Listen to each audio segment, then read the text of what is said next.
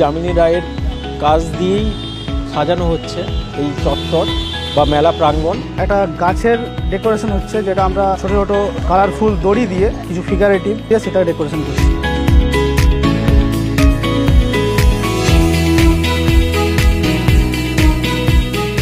পরিষ্কার পরিচ্ছন্ন কাপড় চোপড় দিয়ে কাজটা পরিপূর্ণ করার চেষ্টা করি।